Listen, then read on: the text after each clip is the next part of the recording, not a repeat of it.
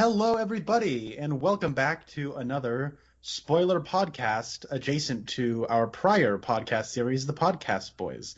My name is Connor Nielsen, and joining me, as always, this is his channel after all, is the Comics Kid 2099. How are you doing, Comics Kid? I am doing very well. And yourself? You know what? I'm doing all right. For those who don't know, you and I talk about a movie or an episode of a TV show every other week. Mostly tied to my love of Twin Peaks. Our old podcast series was about Twin Peaks. And so we always try to find a Twin Peaks connection with everything we talk about. That's the running theme. And this week, it was your choice to pick our movie, and you chose the DC direct-to-video animated Justice League: The New Frontier. So why don't you tell us a little bit about Justice League: The New Frontier? Sure. So the Twin Peaks connection here is two actors, Miguel Ferrer, who played Al Rosenfeld in Twin Peaks, and Kyle MacLachlan, who played Special Agent Dale Cooper.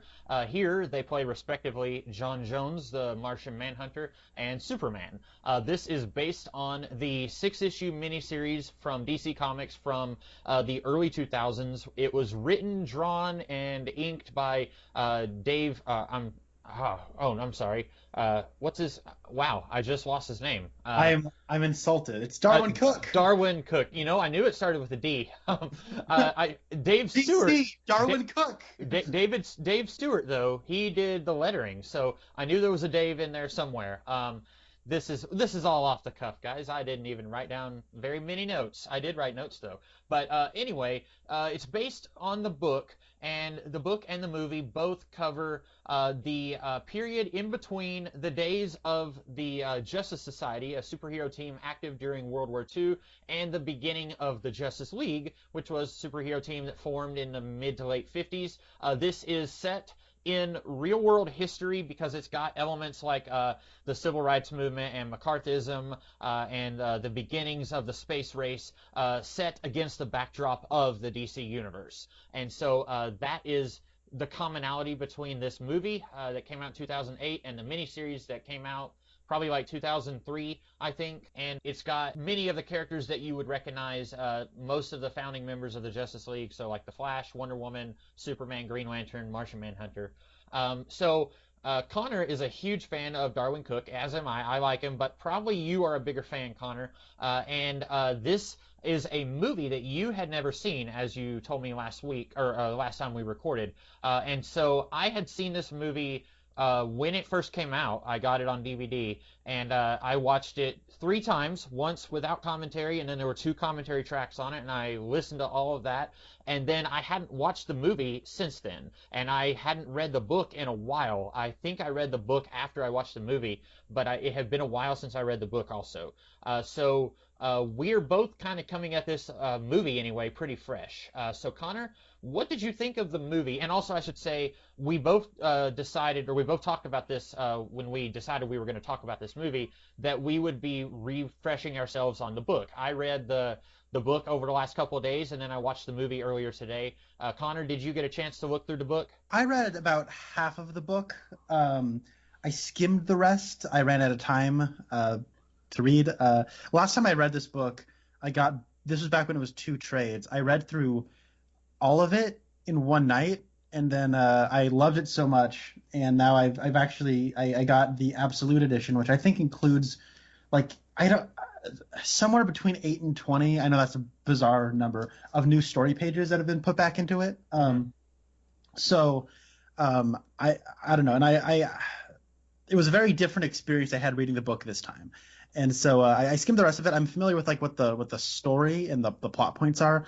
And so then I got home from work. I read a little bit of it, and then I got to the point where Flash is fighting Gorilla Grodd in Central City, which I believe is like the beginning part of the second trade when they had it in 2 trades. And then I was like, okay, if I don't start watching the movie now, then I will not be able to record with Comics Kid tonight. So that's sort of what it is. That's sort of, I'm familiar enough with this book to know what's up with it. So, yeah. Okay. This being your first time watching the movie, what did you think of the movie, and how did it compare with what you read of the book this time? All right. So I guess this is not only my first time watching this movie. I think this is the first time I've seen one of these DC direct-to-video animated movies. Wait, no, that's not true. I saw Batman and Harley Quinn. So Ooh. basically, this is the first time I've watched one of these DC directed video animated movies, and uh, this is one of the better ones. Of the two that you've seen, I would say yes. I mean, just in general, I hear people say this is Oh one of the yeah, yeah, better ones. yeah, it is. But definitely of the two you've seen, it's the better Yeah. of those two. But yeah, I would agree. I would say it's my favorite of the ones I've seen. Oh, I was saying that more of a question because if this is one of the better ones, I really do not want to watch any more of these direct-to-video animated movies. I don't think this is like a terrible movie, but I was not feeling much of anything while I watched this. Wow. Okay. Um, Cool. I mean, it's so good that we're gonna have some discussion here then. okay. I love the comic, Hmm. and I'm actually really kind of beating myself up that I didn't finish reading it because rereading it, I had a whole new experience with it because I'm much more attuned to like history and politics and all that stuff now than I was when I was like 18 years old reading this Hmm. for the first time, where I was like, oh, it's cool. It's like the Darwin Cook Silver Age Golden Age aesthetic, but with like kind of like doing an alternate history sort of Watchmen kind of thing, but it's like retro and cool and there's a lot more to it than that.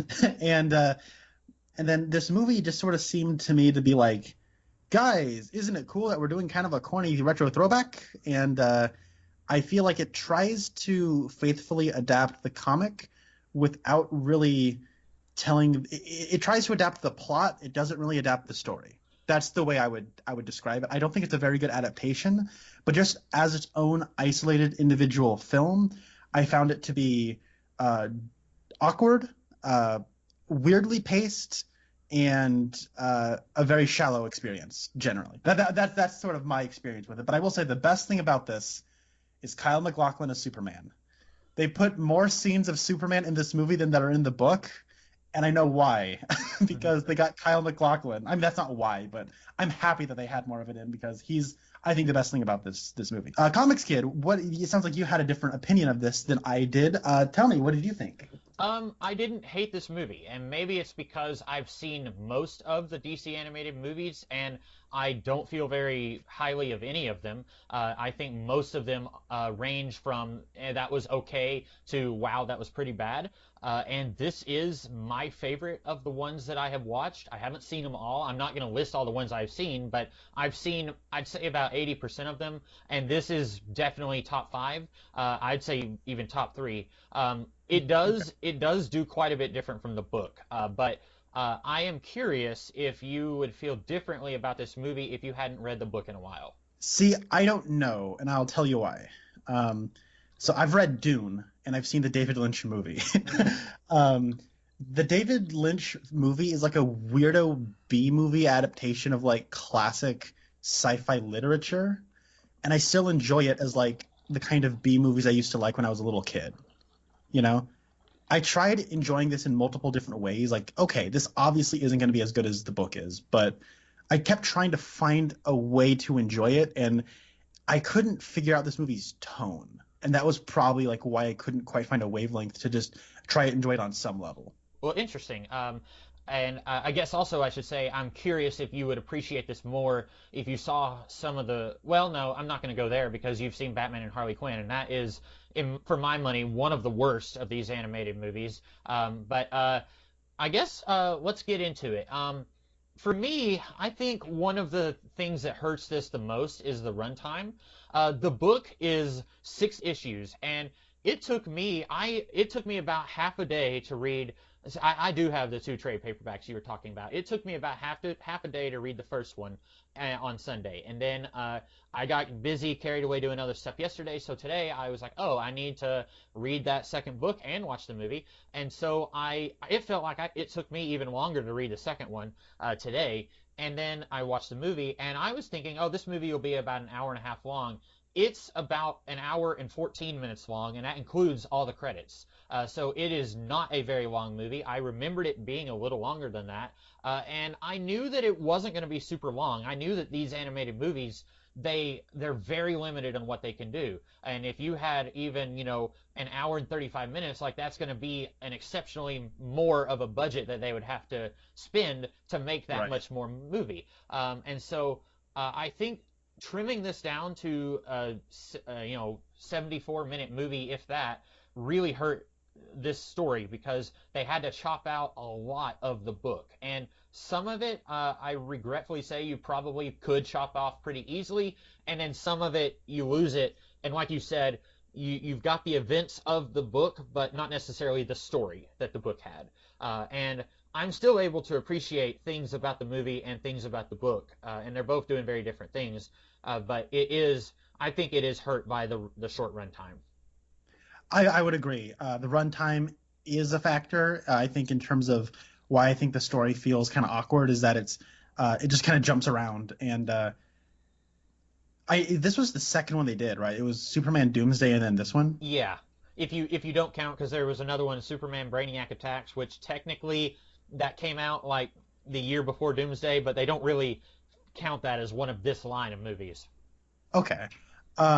Now I know they didn't start doing like two-parters until like I was in high school with the Dark Knight Returns parts 1 and 2.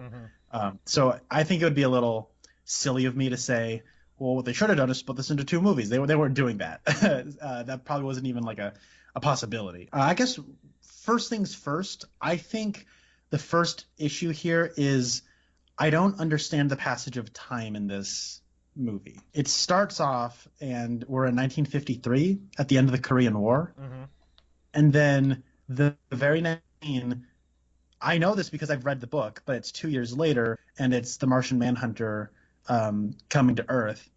And then it jumps ahead 3 more years into like, Vegas and all that stuff that's happening. Like I think that's still 1958, somewhere in there, where Ace is getting Hal the job with Ferris and Captain Cold is in Las Vegas and all that sort of stuff. And like 5 years pass and it does not feel like that time has passed really at all. And so later in the story, when it kind of starts relying on like, okay, this history, this is what happened. Like 5 years ago, this happened. And it's like, oh, I really don't feel like these characters have really been on a journey. That feels like it was earlier in the week. Yeah. And that's the thing that's definitely helped when you're looking at the book.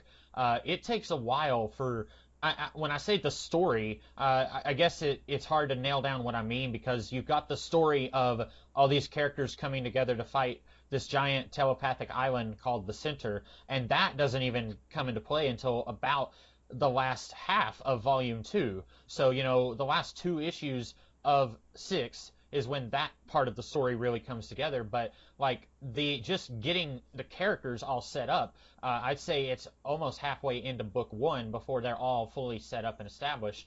And with the movie, it just hits the ground running. Like we talked about stuff that is cut out of the books. So in the book, almost all of the first issue is this. I should say in my trade paperbacks, it doesn't delineate between issues. It just is all one big strand of comic pages, so I have no idea when issue 1 ends and issue 2 begins, but I kind of was able to figure out, okay, this feels like this is the beginning of another issue here. But a good chunk of pages is a group of soldiers from DC's World War II comics called the Losers. They go to this island to rescue Rick Flagg, who becomes a major part of the story. And the whole thing is from the perspective of Johnny Cloud, one of the losers, and you don't get any of that in the movie. The movie just opens with Hal in the Korean War, and then you cut to the Martian Manhunter, like you said. And I think that's the beginning of issue 2. Okay, so like they pretty much cut all of issue 1, and like that's one of those things where I love that issue in the comic. I think the Dinosaur Island thing at the beginning of Volume 1 is maybe my favorite part of this whole story, but I think you don't necessarily need it in this movie. Maybe you disagree with me, but I think if you're going to do this story about, this may sound like a slap in the face to this movie, but really the movie feels like it's basically just a period piece Justice League origin story, and in that regard, you don't need an entire issue focusing on the losers. And the book, you may want to correct me here, I feel like the book is more about, it's an examination of these people who are considered heroes, but they've done some bad things, and so they have to struggle with these things that they've done. You have Rick Flagg, you have King Faraday, you had Hal, who had to kill to survive in the Korean War, and then you have even like that scene between Superman and Wonder Woman where she is acting in a certain way in I think it's Vietnam, isn't it? When they Indochina, yeah. Okay, so she's acting in a certain way, and Superman kind of feels like they shouldn't be acting that way. And so you have this, the book is an examination of them as people, and you get a lot of internal monologues and them fighting with their inner demons. And the movie is basically just a period piece origin story for the Justice League. And if you are going into the movie expecting what the book did, then I can see why you'd be very disappointed. But at the end of the day, I was able to enjoy the movie for being a period piece origin story. But I'm going to come back and forth and say, like, there's this thing I really like about the book that the movie didn't do, and then I like this one thing the movie did that the book didn't do as well. So, like, I'm caught in a weird place where I like them both, but for very different reasons. Okay, and that's cool, and I'm glad you could enjoy it in both ways. Man, it's weird. I want to talk about the comic with you because you just read it, and I like listening to you talk about comics. And I'm like, oh boy, I have an opportunity to talk about comics with Comics Kid. This will be great. But we're also talking specifically about the movie. So, but if you feel like you need to bring something up with a comic, go ahead, because I think we were both kind of intending to go into this kind of as a compare and contrast thing. So talk about the comic too if you want to bring something up. All right. So the book has a very, and I feel like bringing this up because I feel like the movie's kind of doing a half measure where the book is very thematically about survival. Mm-hmm. That's what it's all about. And the book has this very interesting tone where it's sort of, what's cool about the book is that it sort of baits you into thinking that it's like kind of nationalistic propaganda that comics were in the 1950s and into the 60s. Like the Comics Code Authority, like, Red Scare era comics. And it sort of baits you into thinking that's what it is. And then it's not that. And you sort of start figuring things out about, like, Hal Jordan's a pacifist. And, like, that's how he kind of lives with himself. And then he has struggles, like, living with himself. And he becomes, like, this kind of daredevil type after he kills somebody after the Korean War is over. And but he did have to, like, literally, like, kill somebody to survive. And then you have, like, the challenges of the unknown. There's that whole, like, chapter 6, because it's 6 issues, but it's divided into 17 chapters. And chapter 6 is maybe my favorite chapter. It's called The Men Who Fell to Earth. And that is all about, like, people who are, like, struggling with past trauma.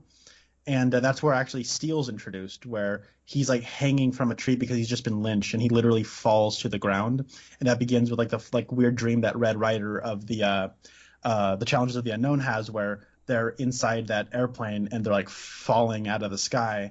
And then that's also the issue where we find out or that's the chapter where we're introduced to him while he's been at Ferris Air for a little while. He's, like, falling down as, like, a test, and it's kind of using that visual motif to kind of as like a sort of unifying visual theme of all these people have fallen in some way because of some kind of trauma or injustice or what have you, and them trying to figure out what to do about it. And then the end of the story is all about how the center is sort of like, that's kind of like is it William Blake who said, the center cannot hold, things fall apart, all that? Is that him? Yates. Oh, okay, yeah, that's right. Yeah, things fall apart, right? That's what the name of the poem is. Yeah. So I feel like that's where that's coming from, and I think that like right from the get-go, this is not trying to be like the socio-political examination that the book is being. And I get that because the book is weird. Like, just narratively speaking, it's actually kind of a really kind of strange pitch where it doesn't really have a main character. If it has any main characters, it's Martian Manhunter and Green Lantern. But, like, it's more of, like, jumping around the DC universe and sort of giving you some wish fulfillments. If you're like me and you like World War II era losers and Suicide Squad, like pre-Ostrander Suicide Squad, and you like the Challenges of the Unknown, like, this gives you, like, everything you could possibly want. Like, the Challenges of the Unknown are teaming up with Task Force X to go to Dinosaur Island. Oh yeah, I love it. But, like, at the same time, it is jumping around, and it doesn't have a main character, and it's each person that it does kind of focus on, they're very much kind of going into the DC's whole sort of, like, identity as they're more archetypal than Marvel characters, where people like to think of, like, DC heroes as more like people, there's that whole, like, thing that people say about how like superheroes are the modern day mythology or whatever. DC definitely fits that bill more because its characters are more archetypal. They're like all of them kind of started in the golden age, while a lot of Marvel's biggest heroes started in like the silver age, you know? And so like they go back that far, and so they kind of have those very broad stroke characterizations. We all know who Superman is. Superman's kind of been the same for 80 years. Batman's basically been the same for 80 years. Wonder Woman, not so much, but there's an idea of her that's been around for like as long as there's been Wonder Woman. And so when we jump to like Flash doesn't have a whole lot of things to do. It's not a character study of Flash, but you get enough to know who he is. And it's not just this is Flash in the story. You get the sense that in this status quo of this world at this time, Flash is representing a certain kind of person that exists. Same with Wonder Woman, same with Superman, same with Batman, same with everybody, right? It's more using these superheroes as a means of examining the socio-political landscape of the late 50s, early 60s. And the movie, like, it's not going to do that, and that's fine. That's cool. But what it does want to do is it wants to be, all right, there's a big threat, we all got to stop it, right? Now, the center is like the physical manifestation of all that socio-political strife, though. You see what I'm saying? Where the center, the whole thing is like all these people have like some kind of obstacle that they need to survive.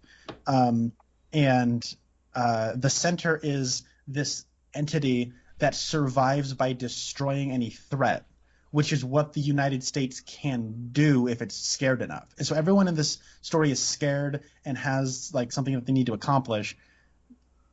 And like, so is America. And like, if America gets like in the 50s and 60s, like during the Red Scare, was like really scared of communism, just like decided to eradicate everybody. Like that's kind of what the center is, but as a superhero bad guy. So everyone's got to go and stop this idea of like what happens when fear consumes you. That's what that's about. And so the movie, I think, does try to do that as well, but then also doesn't really give any voices to the specific characters. So the whole idea of survival is kind of half-baked. Like they talk about it, like we gotta go kill the center so that we can survive. And like they kind of like, you know, hit that. And like I think Hal Jordan talks about like when he becomes like finally wears the Green Lantern ring, talking about like he figured out that when like he will kill to survive eventually, right? And like he has that, and it's kind of like brought up in the third act and everything. And it's like, well, cool, the rest of the movie wasn't even about that. So having kind of this big triumphant fight at the end doesn't mean anything, because the center is a thematic crux for a bunch of stuff. It's a thematic payoff for a lot of stuff that wasn't even there set up. So that's sort of like on a story level, I think, why I was having a hard time connecting with this and why I almost fell asleep during the big action climax. I think the failing there is that a lot of the themes of the book come through in internal dialogue or monologue. That's true. Martian Manhunter and Green Lantern especially have a lot of, I don't want to say brooding because that makes it sound like, you know, a bad thing, but they're brooding on their lot in life, and it comes through when they're thinking to themselves.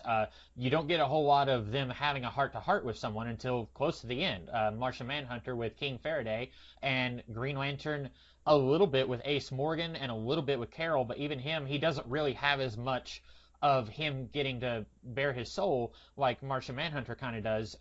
And so it's never easy when you're adapting something. Like you mentioned Dune earlier, you know, a novel is going to have a whole lot of world building that doesn't even come out through dialogue.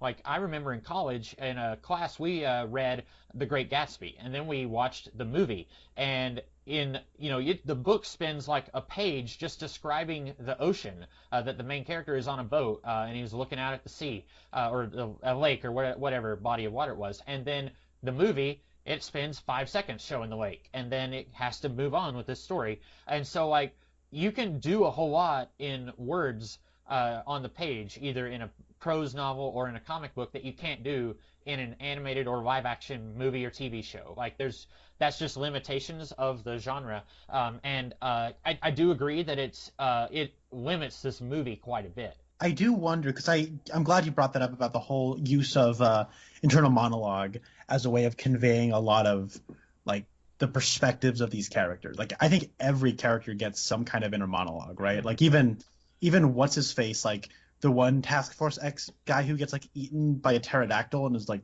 opening scene and he's dead. Like he gets an internal monologue at some point. Like he's like in his one page, it's his internal monologue. But I kind of wonder why they didn't opt to go for an internal monologue for the movie. Maybe they did and it just wasn't working. There's a few times where I was kind of wondering like why they didn't use it. I wonder if they just thought that would have been too silly. That's one of those things. It looks fine on the page, but like I'm thinking of like that one cut of the Blade Runner movie where Harrison Ford is doing the monologue and it just sounds awful. And like I don't think you've ever watched it, but the first episode of Arrow has a lot of that and it sounds awful. And then once the show adds a few characters who know Oliver Queen's secret, suddenly you don't have any need for monologue anymore and you have dialogue. And I don't know, like that's one of those things you can do a caption in a comic book and it looks fine. But then when a character actually tries to speak it, sometimes it sounds really stilted. I don't know if this would have because we don't get a chance to see, but it does. I wonder if that was a concern that they had. I think that another thing they could have done though is used animation in a way that was more subtle to convey like the feelings that I was supposed to get. Because just kind of judging, if I were to turn this off, like turn off the sound and just watch it visually, the animation is happening very broad strokes. I think the most subtle thing is when King Faraday is playing chess with Martian Manhunter, and then Martian Manhunter's eyes kind of do like this sort of when he says like, when I saw that you wanted to like not do the sort of like when I saw that you didn't want to have these weapons forever, that there's like a point where you just want to have peace, that gave me hope. Like his eyes do a thing. Mm-hmm. And it's like that's kind of the only thing that comes to my mind. I'm thinking like there's like one of the best scenes in the book is where the Martian Manhunter goes to a movie. It's great, but it also is important because he goes into he's excited to watch the science fiction movie about invaders from Mars, and it's so bad to him he thinks it's hilarious, but everyone else there is scared by it. Yeah, and like have that scene where he goes to the movie, and like that way he can sit there and start laughing, and when everyone tells him to shush, he can like look around him and notice everybody's scared, and then he can just kind of sit there and think for a second. You can just like not have any dialogue while you do that. And then he can like walk back to his apartment kind of looking a little dissatisfied with the way things are happening. Because as is, he just is like, I want to leave Earth because there's too much hate here and too much prejudice and too much fear. And I'm like, wow, I'm glad I read the comic because I know that I know why he's leaving. If I was just based on watching the movie, I don't think there's really, if there is a scene, I don't feel like there's enough weight given to the daunting amount of like jadedness going on around him. Like even his relationship with Slam Bradley is livened up, where Slam Bradley doesn't really like him in the comic, and then in the movie, Slam is like, "Hey, you're good with those hunches, aren't you, John?" It's like, what? I would say, are you? Not to put you on the spot, but do you remember the scene in the movie where he's at the bar and they're reporting the Steel driving man? I don't know if they don't call him Steel, but we're definitely meant to think of Steel from the DC Comics. But you know, the black man who died at the hands of, in the movie they just say white supremacists. But I feel like that kind of conveyed the hatred and the bigotry that he's trying to get away from. That's like the one scene where it instigates him wanting to leave them. Yeah. Like before that, we don't get a sense that this is a building thing. It's just like he goes, "Oh my, there's racism here. Well, doggone it, I gotta get out of here." And then like even Slam Bradley's like, "Hey, buddy, where are you going?" You know what I mean? Like nobody's. I don't feel like I don't get the sense that he feels out of place. Like Batman, who sounds like Darkseid, is just kind of like, I can kill you. That's about it. Yeah, that's fair. Again, that's the limitation of this being 74 minutes long. I guess because I had read the book this week, that was all the scenes in the book. I almost wish I could go back and just watch the movie and see if it holds up, because I'm thinking about scenes in the book too when I'm trying to think about if the movie holds up in that capacity. But you're right. I think that the one scene is done pretty well. But I think if they tried to do more scenes with that, then you would risk taking away from what the Flash or Green Lantern is doing in the movie, or Superman. And like that's one of those things where it's like, how do you utilize the real estate here? It's a very ambitious thing to try to do in such a short amount of time. Mm-hmm. And I should point out, the book is called DC: The New Frontier, and it really is the DC universe. The movie is Justice League: The New Frontier, and it's trimming it down to the bare essentials of the book. Like the Challengers of the Unknown are barely in the movie. They have no lines of dialogue outside of Ace Morgan, Right. and if you just watch this, you do not know he's a member of the Challengers. No, and you might be asking, why is this guy wearing a purple shirt? That's weird, but you wouldn't know that that's a separate team of characters. You wouldn't know about, well, there's the losers that we already talked about getting killed on Dinosaur Island. There's Task Force X. They have more to do in the book. And then I remember when I first watched the movie, I didn't know the name of John Jones's partner in the Gotham City Police Department. And then I didn't listen to any of the commentaries this time, but when I listened to Darwin Cook's commentary on the movie, he mentioned Slam Bradley. And I didn't know that guy's name if you just watched the movie, because they don't mention his name in the movie. And it's one of those things like, is Slam Bradley really an important character in the story? Maybe not, but it still feels weird that you have to listen to a commentary to get a character's name. That should. And that's true. I don't even think they say his name in the comic either. I just know who Slam Bradley is. But I don't know, there's also stuff that's in the movie that's not in the book. I get, like, for example, I'm thinking about like the scene where Wonder Woman's on Themyscira. Mm-hmm. Yeah, that was weird. And I think I get what they're trying to do there. They're trying to say that like the sort of anger and fear and frustration, it's a global thing. Oh. And maybe it's being instigated by like the center being near. And so they're like kind of questioning her leadership.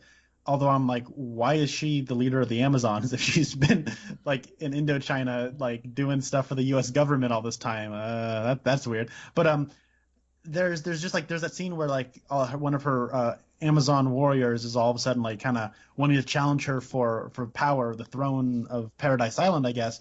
And then she kind of like bests her. And I was like, I don't remember that in the comic, and I was just flipping through it, and it's one page where they're just kind of sparring and being, kind of jovial with one another. Mm-hmm. And so I like, but that's like one of those things where they're trying to show like a level of animosity that like one person is having towards another person at another place in the world.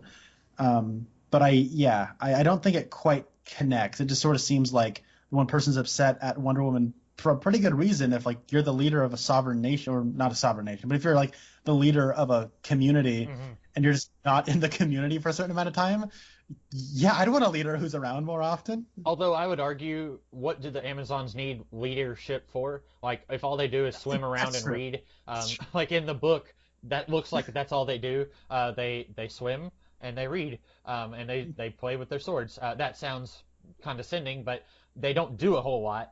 I don't think they have any. They shouldn't have to. It's Paradise, exactly, right? yeah, and that's why I thought that's why I think it's fine in the book. That's why I like that. In the book. And I thought it was weird that this woman is growling at Diana and trying to stab her in the back while her back is turned, and saying like, we need a better leader. And it's like, this is Paradise though. Why do you need a leader at all? But yeah, that I thought that was strange. And I guess like, because in the book it does get more into the center is telepathically reaching out to people, like, and they talk about like, there are like, there's people in Arkham Asylum, they feel something, like there's something on the edge of society. I recently rewatched Ghostbusters 2, and in that I don't know if Ghostbusters 2 is just being sloppy with how it handles it, but I feel like we needed more of that here. Maybe if they had gone any further with this idea that the center is like influencing behavior, then you run the risk of saying that the 1950s was a horrible time of racism and McCarthyism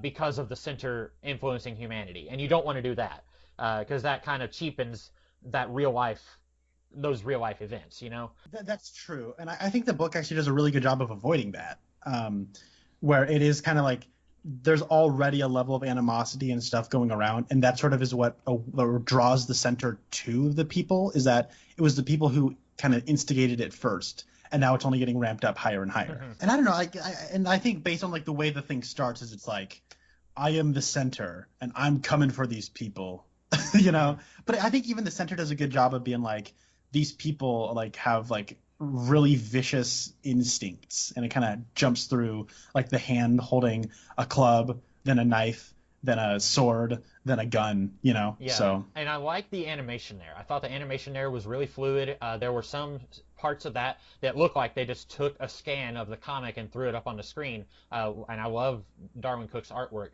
so I like that. I like Keith David's voice. Keith David voices the Center, but I thought the dialogue there was a little silly, where he was like, I am going to come after humanity because they are vicious. I thought he did a good job voicing it, and I loved the animation there, but I thought the words were kind of silly. That's fair. I think it worked well enough in just establishing what the threat is going to be, because you're right. Like, you don't get a full sense of what the threat is until well into the story. Like, last act of the movie is really when people are in direct threat of annihilation. It's weird because it's like, it kind of like shows you its hand, and then you're kind of watching all the players play catch up, which I think might be, I think that's like, in a 75-minute thing, that's a smart thing to do. Mm-hmm. Like, you don't want to play it as a mystery while you're still like introducing new characters halfway into the movie, like with King Faraday showing up and all that. Mm-hmm. So I get the instinct to do that. It's a very like tall order to fill. I guess it should be noted that this is directed by Dave Bullock, who is a DC Comics artist. Okay, I didn't know that.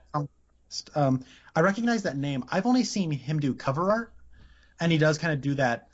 He and one of the Chos, the not pervy one, they sort of do that like 50s, like kind of throwback golden silver age sort of thing that Darwin Cook used to do.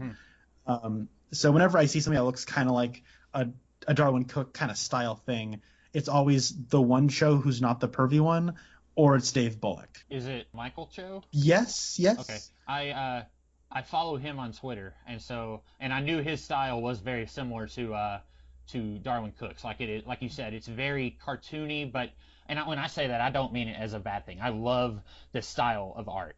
This is some of my favorite style here, but I wasn't sure if that. I don't know who the other one is. The one that is. I think it's Frank Cho. Is like just total cheesecake perv. We don't know about him as a person. We just know his style. Oh yeah, I'm strictly speaking style. I mean, no personal. I'm sure he's a great guy. Okay. But that's why I was confused. I thought, what's he talking about? You had mentioned earlier that it wasn't until The Dark Knight Returns that they started doing like the 2-part. Like here's part 1, part 2. I don't think they've done that again in anything else, but. They did a Death and Return of Superman. That's right, 2-part, yeah. right? And I've only seen one of those. But I'm going to ask, why couldn't they have done a 2-parter here? Like, even though this was very early in this line of direct-to-video movies, and maybe if they had tried that, if they had pitched, we're going to do, it's going to be basically an hour, almost 2 hours long, a little over 2 hours long. Like, some higher up might have been scared and said, I don't know, guys, what if it fails? But, like, then in that case, I would say this is a very ambitious miniseries to try and do in an hour and 15 minutes. So maybe they should have waited on doing it if they didn't think they had the time to do it. Yeah, you know more about the history of this production than I do. You've listened to 2 commentaries. I don't know if they addressed that at all. I don't know. I wish I had listened to those commentaries more recently, because I listened to those like probably in 2008. I really should have listened to at least one of them before this podcast, but I imagine it was because Bruce Timm had a working relationship with Darwin Cook. I don't know if you know this, but Darwin Cook worked on some of the DC animated universe stuff, like I think Superman the Animated Series. He might have worked on Batman Beyond also. From what I understand, he was like the lead character designer on Batman Beyond. Okay, and so he was already friends with Bruce Timm from before he even did the New Frontier comic, and so then.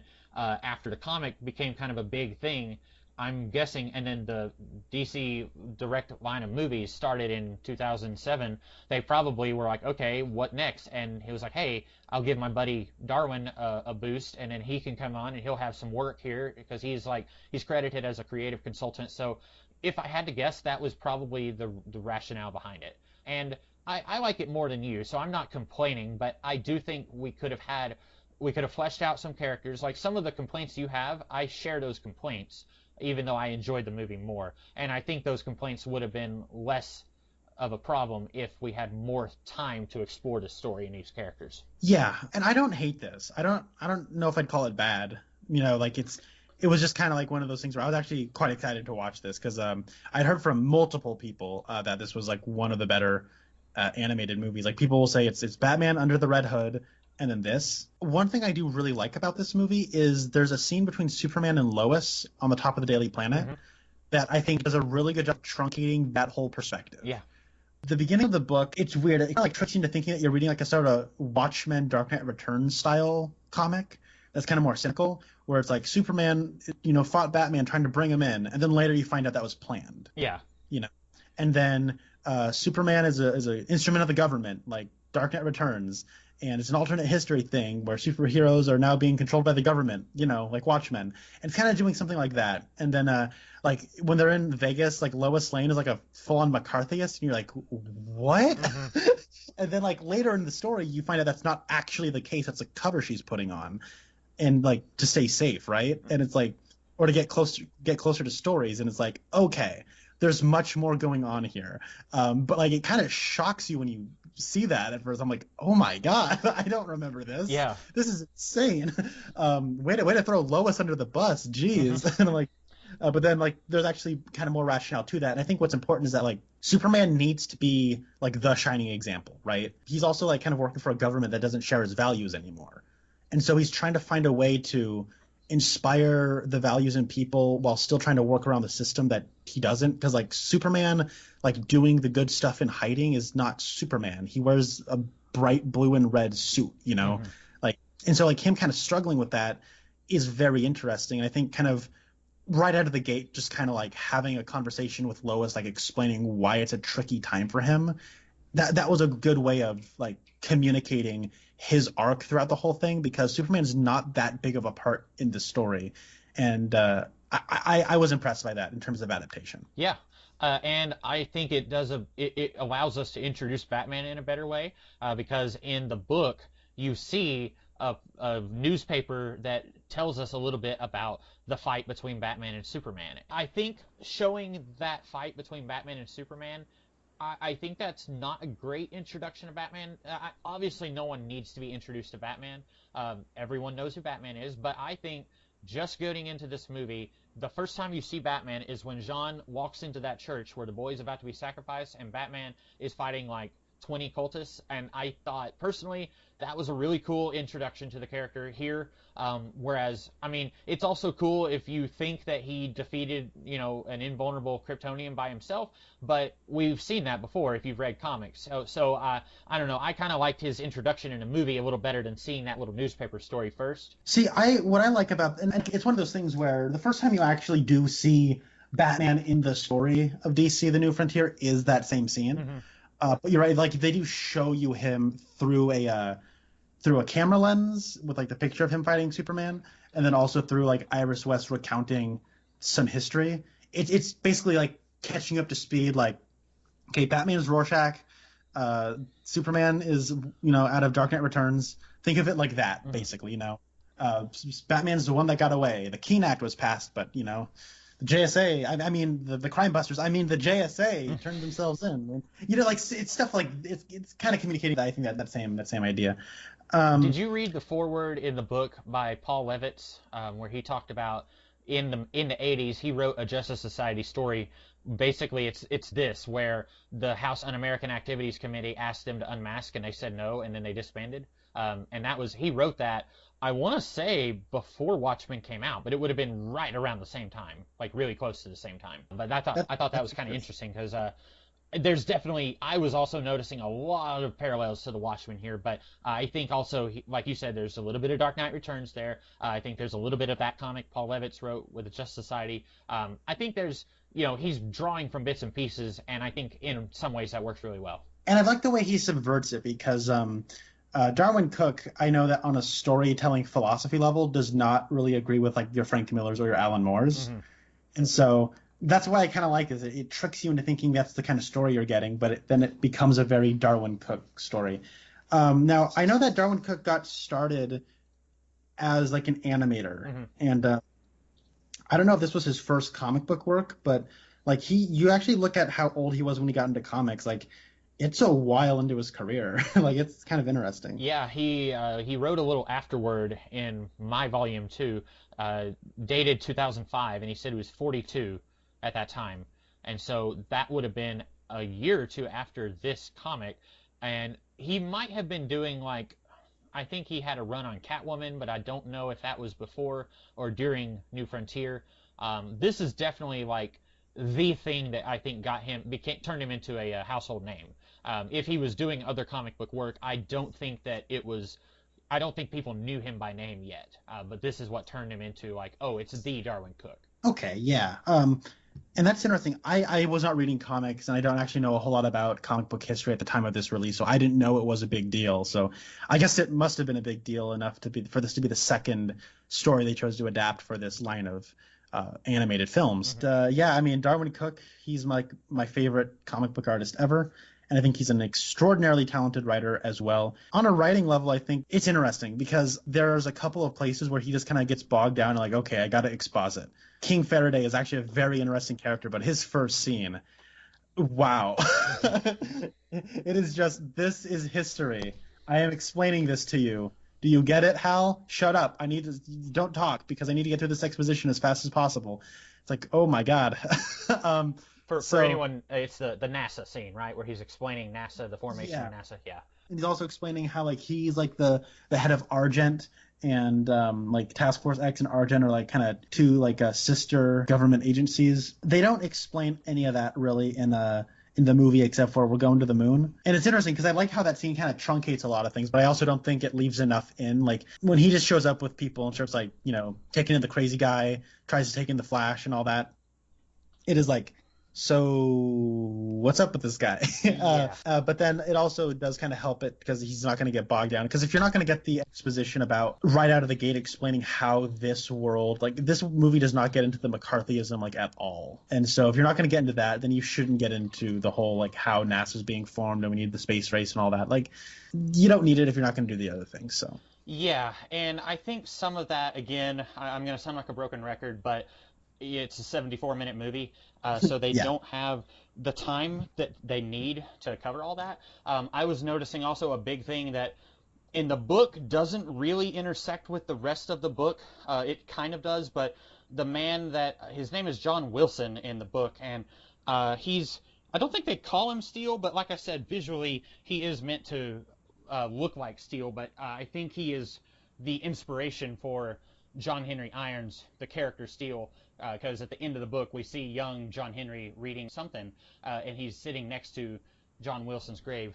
But the whole thing about him hunting down the Ku Klux Klan after his family died, the only way it really intersects with the rest of the book is John Jones thinking, oh, I need to get back to my planet. What would they do if they found out I was an alien? And I think that the movie cuts that, one, because I can't see them doing that much of the really heavy, like hard to look at racial injustices going on at that time, and it's relevant today also.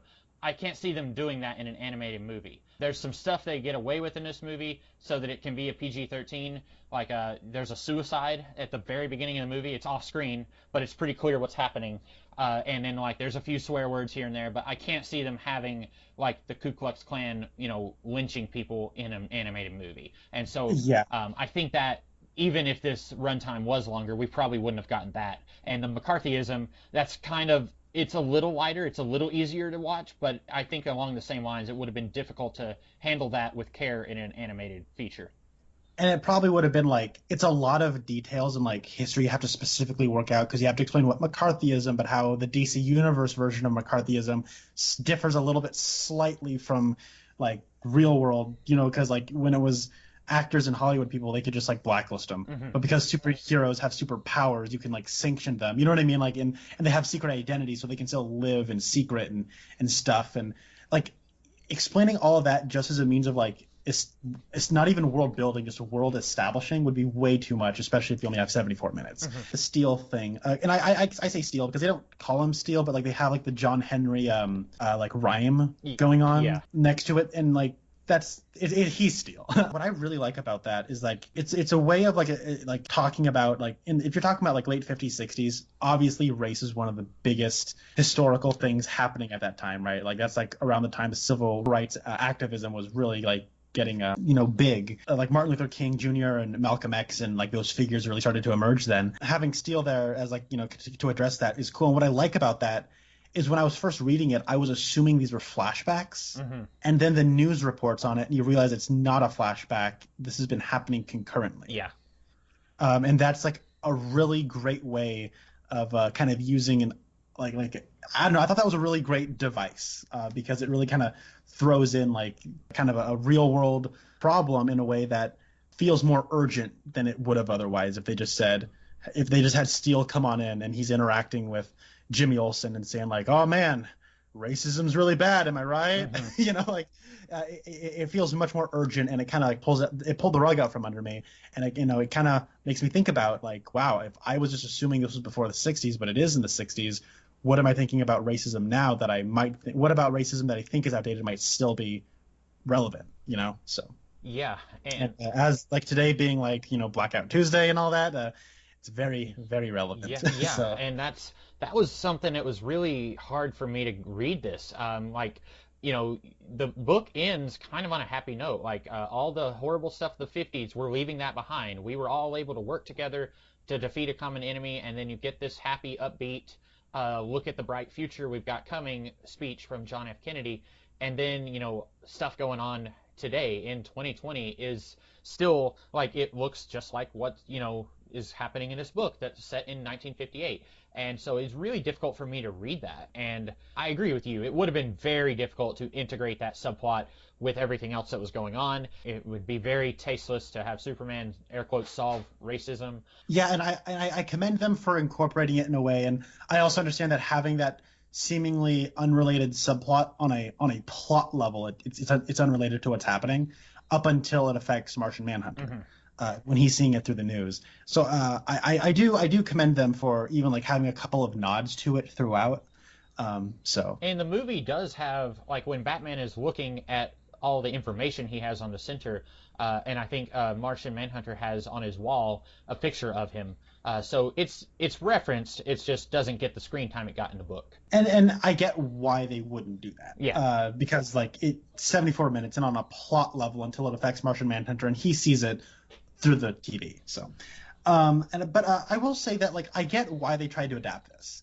Darwin Cook comes from animation before he comes to comics. The comic book, similar to how Watchmen has like the 9-panel grid, the format that Darwin Cook employs here is like 3 horizontal panels per page, and it kind of has like a 16:9 full widescreen image look to it, So like I think that's why I was able to read through this so fast when I first read it.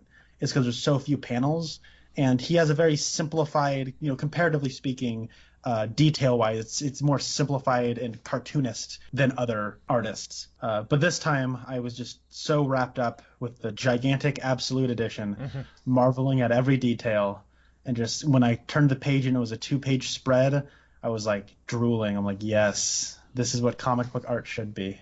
See, it's funny that you say you went through it pretty fast because even though there's not very many panels per page, it's a very wordy book, I thought. And then you'll get like a page that's like a newspaper, and you're reading a newspaper article about like the death of Rex Tyler or something, or you're reading that expository bit about the formation of NASA. Like there's a lot of words there, and so it took me a lot longer to read through this than I feel like it would another 6-issue miniseries, any other 6-issue miniseries.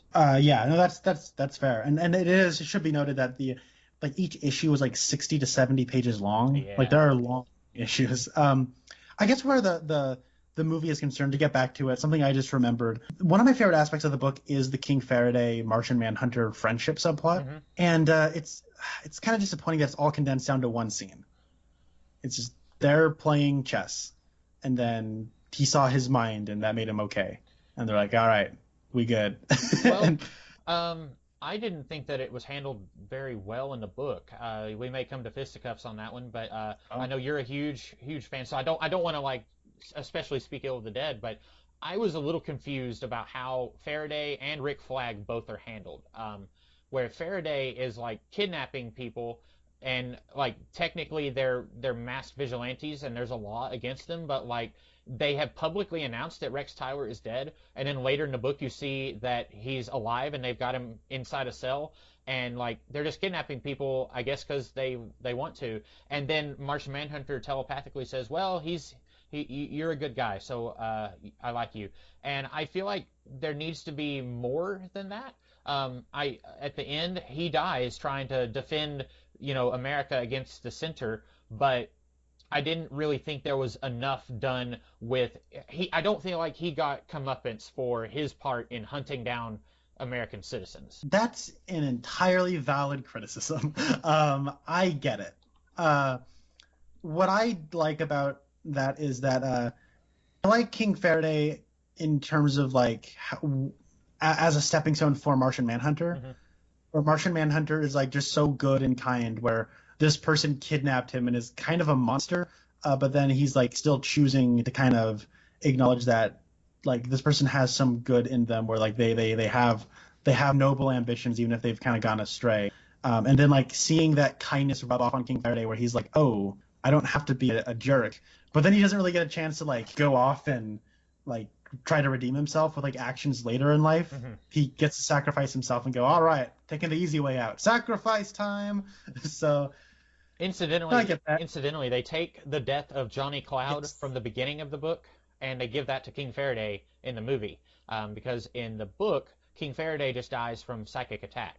But in the book, Johnny Cloud was the one on the island who took the 2 grenades and jumped into the T-Rex, and this is King Faraday does it here. I feel like King Faraday, like, the whole thing, like you said, the whole book is about survival. Martian Manhunter, he is just trying to get by. He doesn't want people to know who he is, because if they know, then it could mean that he would be killed. And, so he's hides out of necessity for survival. And then, like, like Diana and Clark acting in favor of an American government, it's all part of, we're trying to survive against the communist threat. And so you could argue that, like, Rick Flagg and King Faraday do some pretty unsavory stuff in the same way as a means of survival. It's kind of like in the movie The Winter Soldier, where Steve says, yeah, we did some stuff that I'm not proud of, but we knew we were doing it to create a better future. And that's kind of the same thing going on here.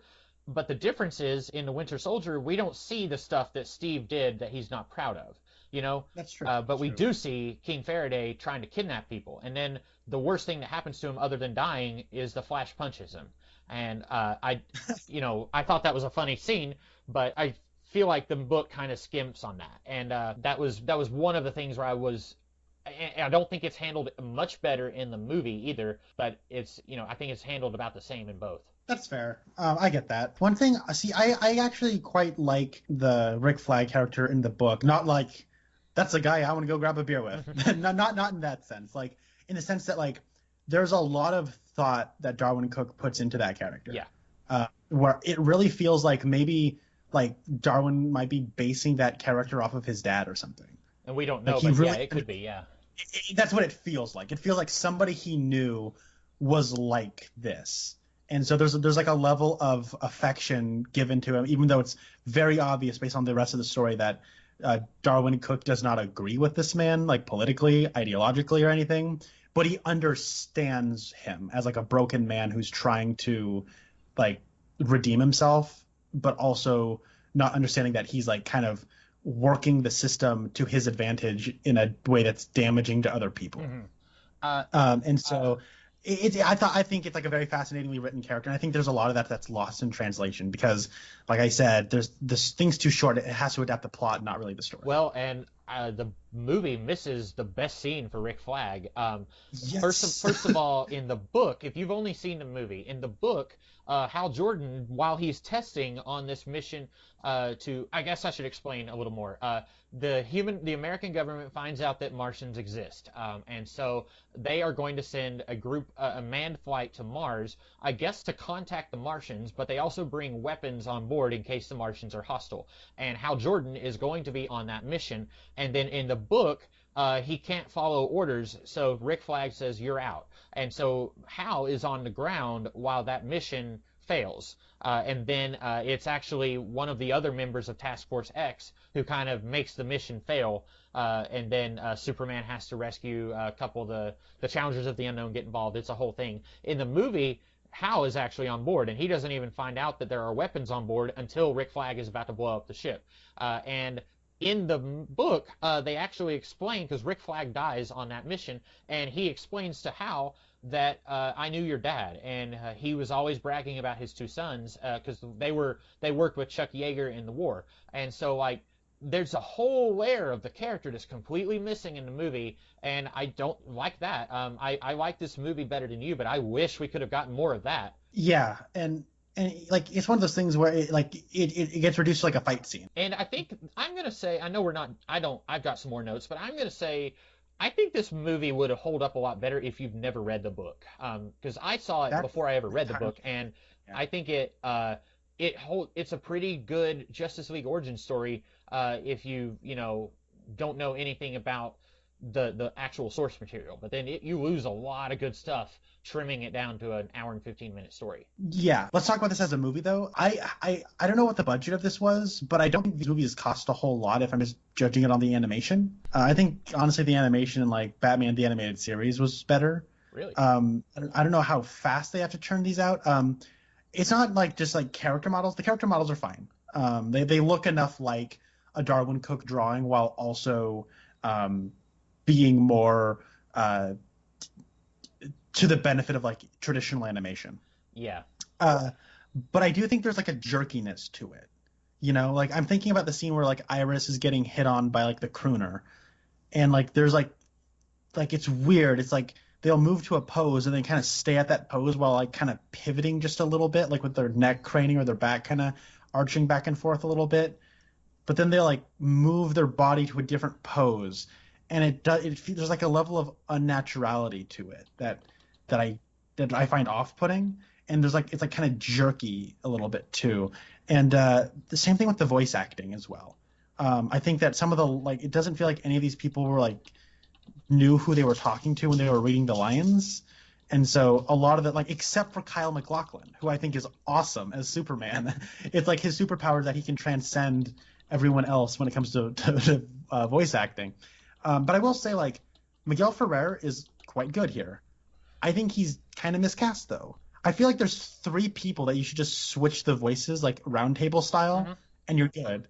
I think you give Martian Manhunter's voice by Miguel Ferrer, make him voice Batman.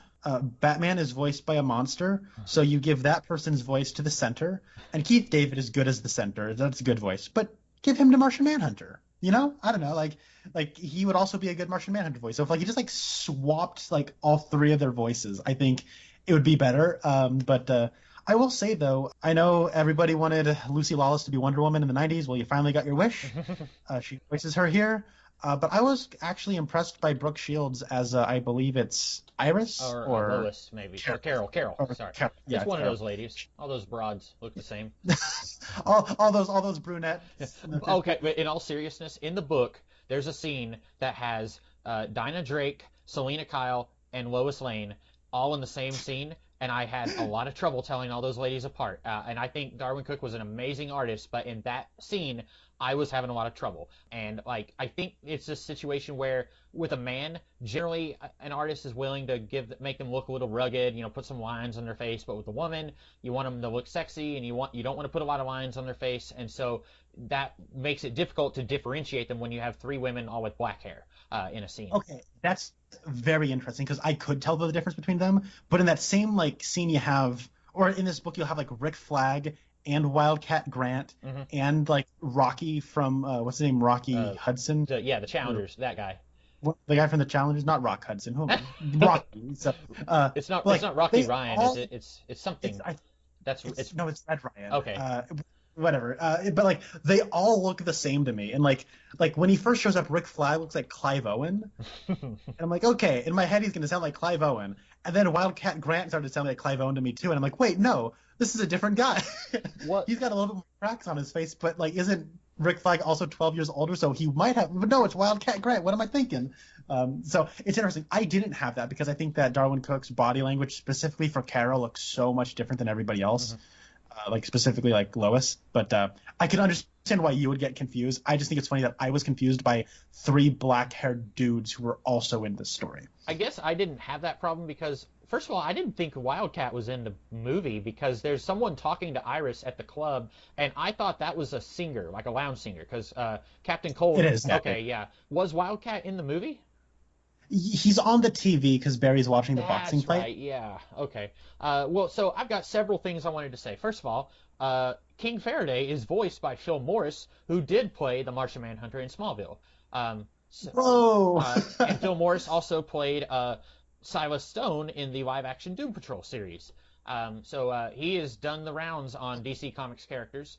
But I actually didn't hate the Batman voice. I remember when this first came out, and everyone and their mom wanted to riot because of Kevin Conroy not voicing Batman. And I didn't hate it because they had been very clear that the DC animated universe for the time was no longer going to be going on, and so this was going to be in its own continuity. I didn't hate the Batman voice. I guess you did not like it, but I didn't dislike it. I thought it was fine here. I didn't hate it. Like, and I'm not one of those guys who's like Kevin Conroy forever and ever, amen. Like, I'm not like that. Different people can voice Batman. I'm cool with that. He sounded like Darkseid to me, though. That was the thing. Like, he sounded evil. Like, I think the center sounded more like cool, calm, and collected than Batman. Okay. Yeah. Also, Rick Flagg is voiced by a man named Lex Ling, so I feel like that's like the perfect Superman supporting character there. Well, that's the Superman supporting character from Earth 23, okay. you know? Yeah. So the cast, I do wonder, because I feel like the earlier direct-to-video movies were of a higher caliber than the later ones, and I really hope that people who worked on the later ones are not listening to this, but I feel like as they went on, they kind of, you said, you didn't know how often these were put out. Pretty often. I think there was about 3 a year, and it wasn't necessarily the same animation team working on all of them. I know for sure that the next one after this was Gotham Knight, which was kind of sort of in the Nolan universe, except Nolan probably never heard of it. But the movie itself was intended to be in the Nolan Batman universe, but it was done in the style of anime. Like it was 6 segments, each done in a different anime style. So like that for sure wasn't animated by the same people who did this. But like DC was putting out 3 animated movies a year, and so, or at least 2, because this Superman Doomsday was 2007, this was 2008. Gotham Knight was 2008, and then Wonder Woman was 2009. So I guess 2 a year, but still, that's quite a few, or it might have been 3 a year later on. But I feel like the voice cast here is a lot of actors you and I have heard of, actors my parents have heard of, and then you get over on into like Justice League Darkseid War or something like that, like one of the more recent ones. And I don't want to make it sound like I'm belittling voice actors, but it's actors you probably have not heard of before. You may have heard their work before, but it's not someone you're going to know by name. But this has David Boreanaz, Miguel Ferrer, Neil Patrick Harris, it has Lucy Lawless, Kyle MacLachlan, then you kind of Brooke Shields. Like there's several people on here who are known for their voice work, like Jeff Bennett and Corey Burton, but like they really went to town on getting some A-list actors for this, and I wonder again if that's because Bruce Timm was buddies with Darwyn Cooke, and they wanted to make sure that they really didn't cut any corners on the voice acting. Definitely, I agree. It's interesting because I saw Neil Patrick Harris's name, and then when the Flash first started talking, I didn't recognize his voice. But when Captain Cold showed up, I'm like, oh hey, Neil Patrick Harris is putting on a scary voice, and that wasn't Neil Patrick Harris. I'm like, oh, whoa. Yeah, I saw that he was credited, and I didn't say there's Neil Patrick Harris's voice right there. So good on him. To backtrack just a second, it's funny. You had said like all those broads look the same, and it's funny because that scene that you're talking about where they're in Vegas, they say the word like broad like 5 times, at least in the comic. Yeah. And I don't know if you've seen UHF with Weird Al Yankovic. I have not. One of my favorite comedies, just complete insanity. The son of the bad guy, like the head of a news station. And his son is like a reporter, and Fran Drescher's this up and coming reporter who's got like a little person photographer. And then I don't know why I'm explaining this, but I get no, go ahead. Too deep in now. But then the son is like, broads don't belong in broadcasting, and he's like, what? And then so she calls R.J. Fletcher, the head of the news station, is like, your son said broads don't belong in broadcasting. He's like, oh, I'm so sorry. How many times do I have to tell my son, never call a woman a broad? She's like, what? So whenever I hear that word broad, I always want to say, never call a woman a broad. I like that. The only part of that movie I've seen is a part where A man is sitting on a bench next to a blind man, and the blind man is trying to work the Rubik's cube. He says, "How about now?" He said, "Nope." He does it again. "How about now?" That's the only part of that I've seen. Oh man, if you think that's funny, there's so many like little moments that are hilarious. Like there's this part where this one guy's like, no, like they're on a news, like they're doing like a show and they're broadcasting it, and Weird Al is with this guy who's like, no, we got this here, he's like pointing at this table saw that's in front of them, and then Weird Al just goes, table saw, and then he looks over at Weird Al and like does this little gesture like, ooh, look at you. It's really funny. Anyways, I could talk about UHF all day long. It's one of my childhood favorites. But yeah, anyways, I think I have more to say about this. Do you have anything more to say? I got to kind of like get my mind working. Yeah. Do you think that, and this is more of a problem with, or more of something that it's about the book, but do you think that it's a problem that most of the book is about McCarthyism and damaged people dealing with their inner demons and civil rights with racism? Do you think that it's a problem that it becomes a big monster fight at the end? I think it works. The monster fight works as like a literary or like a thematic manifestation, as like a plot device. Yeah. Where it's like, in squandering this, we can see each other without fear or like animosity. But I do think that that's kind of why the Steel subplot is like so kind of genius, is that the rest of these people will never acknowledge those things because they don't have to acknowledge those things. They're all white, you know what I mean?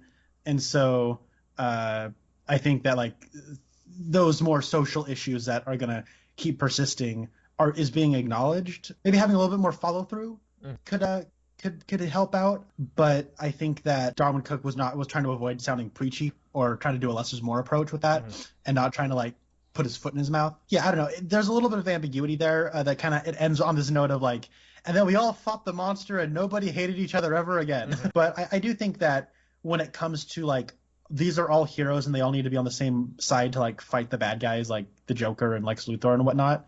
And I think that that's sort of what, like, and the movie does it too, where they say like the JFK speech is like, there will be struggles that we gotta overcome in the future. And like you in the epilogue of the book and then like the ending of this movie are like kind of, it's a complete direct translation where it's like stills where you're hearing that speech over. And like it does have like Lex Luthor polluting the lake, and you have like, you know, little who I assume is going to be John Henry Irons reading next to that. I think that's kind of acknowledging like these more societal issues, they will be continued to be addressed now that people kind of like got all their differences put aside, right, for the time being. I don't know. I feel like it's definitely there and it's acknowledged, but the story that's being told isn't necessarily about that. And if that's problematic for some people, I could understand why. It doesn't hurt my enjoyment of the story, though. Okay. I was just thinking, like, because I almost think that you could do a story that's about the themes without doing a big monster fight at the end, but also you're going to have people like me, if I found out that this was a story about really heavy themes that, you know, gets you worked up and kind of gets you, you know, it hits you pretty emotionally even today, like, I almost would be like, I don't want to read that because it's going to get me emotionally worked up, and I just want to read a monster fight or something. So I almost feel like they don't work together, but I can also see why they would be in the same story together. It kind of, I know you've never watched Buffy the Vampire Slayer, but that show is famous for putting monsters on screen and then having them be a metaphor for whatever problems teenagers have to deal with in college or in high school.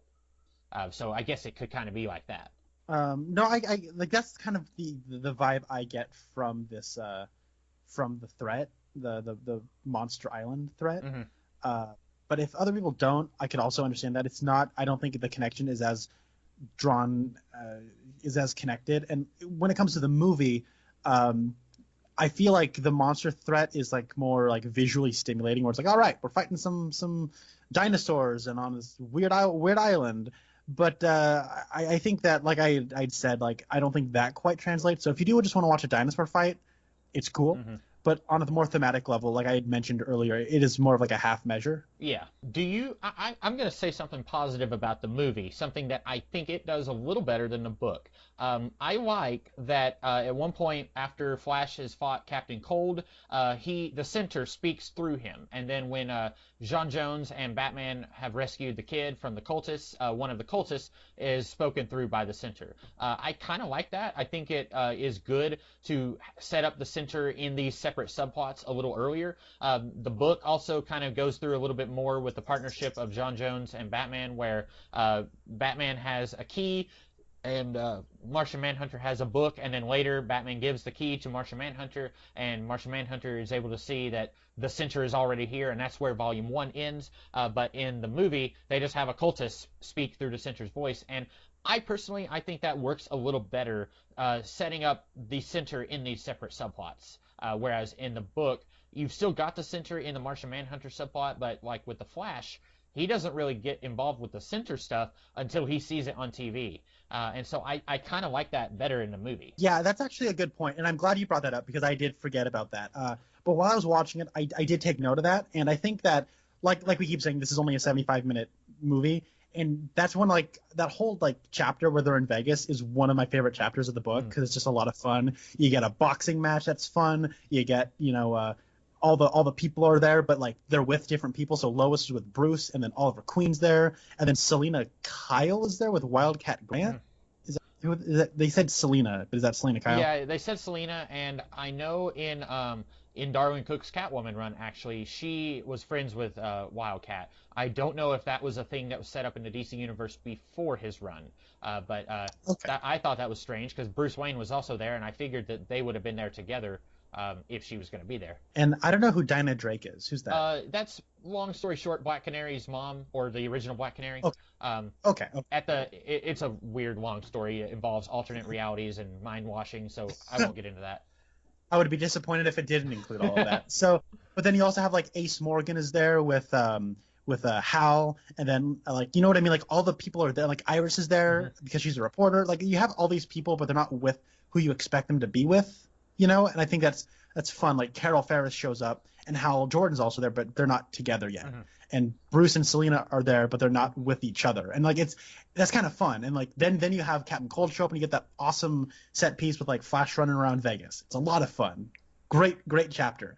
But in a 75-minute direct-to-video movie, you can't really just like have that there. Like, and I think that having the reason that we have that whole action scene is to like have the ball on the Center conflict start rolling there. That works. And then having it brought up again with Batman fighting the Cult, that works. And then when Martian Manhunter's interrogating that one guy, that happens in the book, right, where he starts talking about the Center.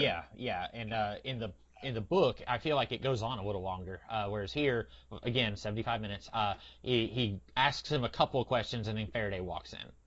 Yeah. So I think that's fine. I think like we talked about this before, where like I'm cool with like the Center because it only shows up in like the last little bit. Like having more build up to it does work on a plot level, and I am cool with that change. And especially like it gives a justification. Like if we didn't have that little bit with Captain Cold's like getting spoken through by the Center, I would watch this and be like, oh, okay, that's a scene I like from the comic, but why is it in this movie if other stuff is being cut?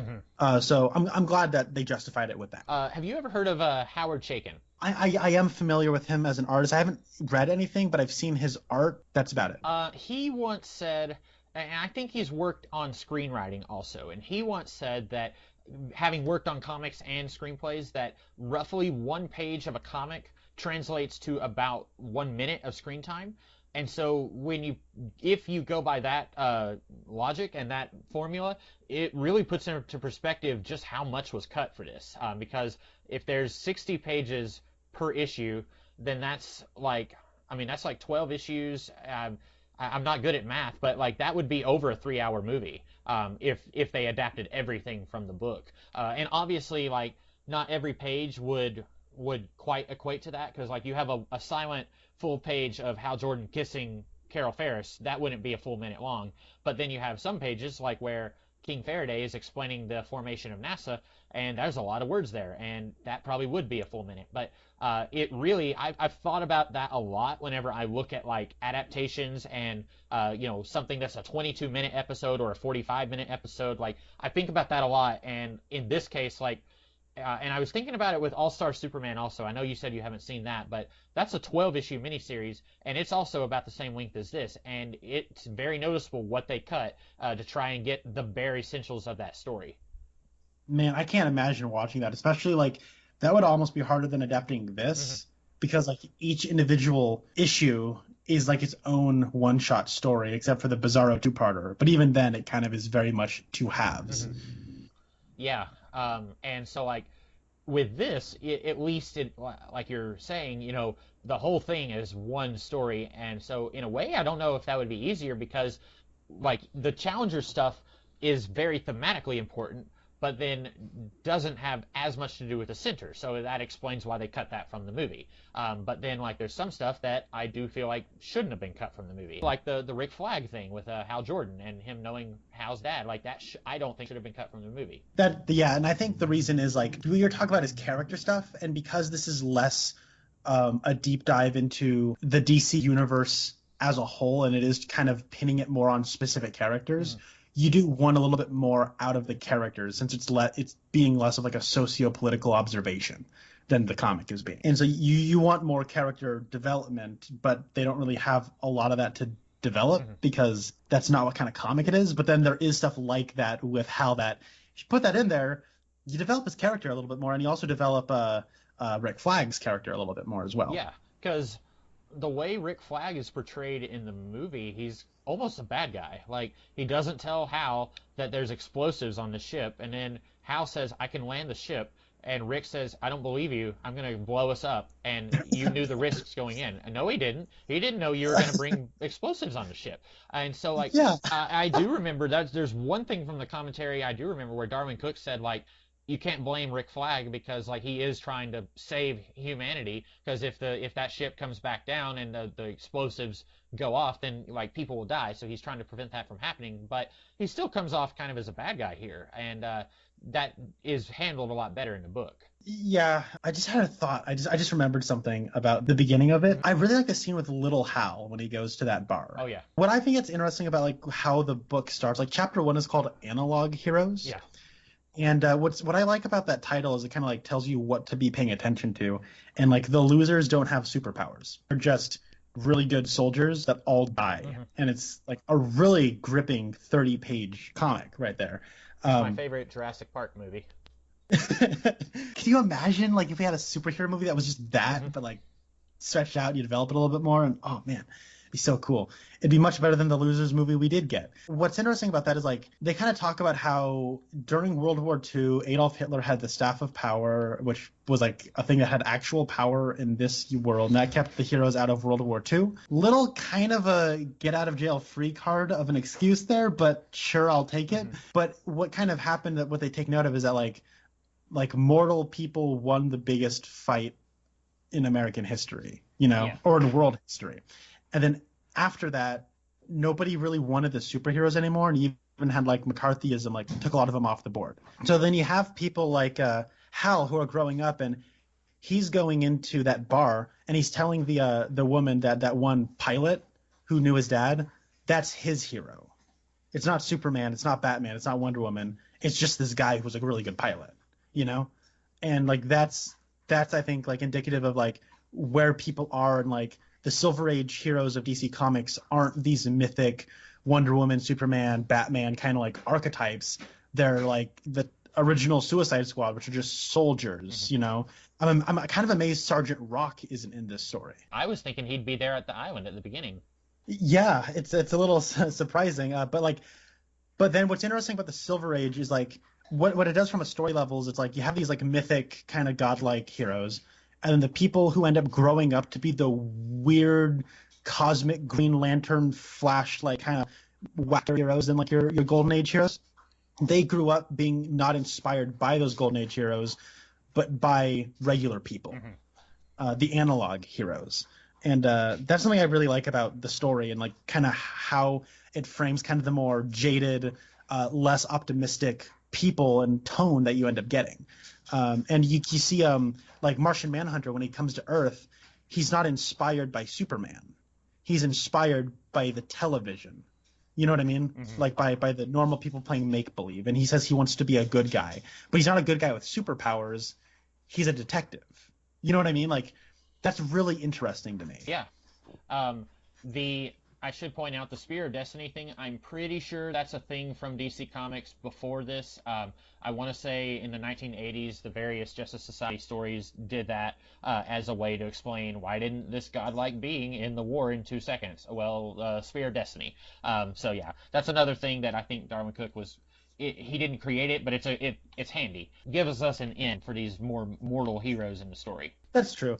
My thinking is like, okay, if the Spear of Destiny kept him out of Germany makes sense, it was World War II. You know what I mean? Like, it was happening everywhere. Yeah. I think in the outside of the New Frontier, because they don't explain it in the book, but I think in other DC stories, the idea was it kept them busy, but I don't know what it did exactly. I don't know if it was like, hey, you guys have to fight this monster that I just created with a spear. I don't know.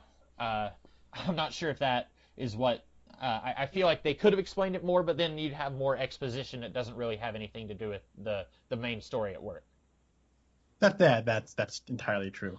It should be said though that it's not included in my Absolute Edition, but when they released the Deluxe Edition, which has all the content that's in the Absolute Edition, and it's all in all new editions now, like paperbacks, there's like a 30 or so page special that is apparently set, or like it was released concurrently with this movie, and I've never read that, but I'm curious to know what's in it and what it's about.